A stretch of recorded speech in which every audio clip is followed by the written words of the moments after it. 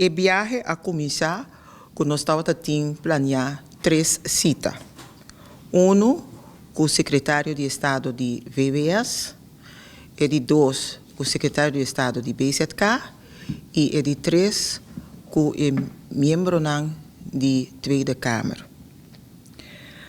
É promessa nós não a realizar para o simples hecho riba consejo de o consejero de secretário de Estado de VWS, senhor Van Ooyen, ele vai aconselhar para não sentar ainda com o líder da fração.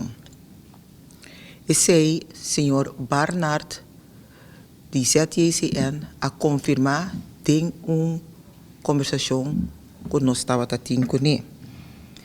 E de 2 visitas, esse é o resultado muito positivo, no sentido que a senhora Van Huffelen a recebido nós por adonatur nos pontos de dolor, nós a trece dilante também e parte caminha com por exemplo, estava tendo ponto que agora trece dilante enquanto de estudante não que a falta de receber benefício como estudante para cobrir certo gasto não e também enquanto de não seguro.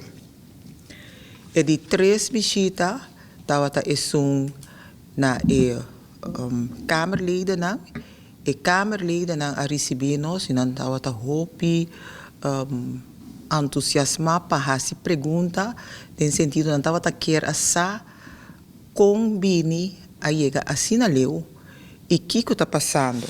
E o que eigenlijk nós a fazer como governo.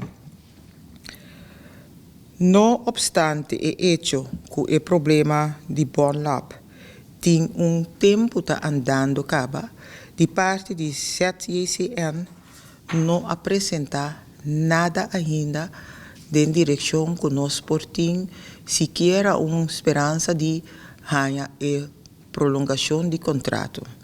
Tur é motivo não, tur é base não que não toma para terminar o contrato com o Bonlab, não está sendo substancial. O último motivo não que não a toma para passa para o contrato e não dá uma prolongação, está dos que a mencionar de uma carta que é overcapaciteit e também é overconsumpção.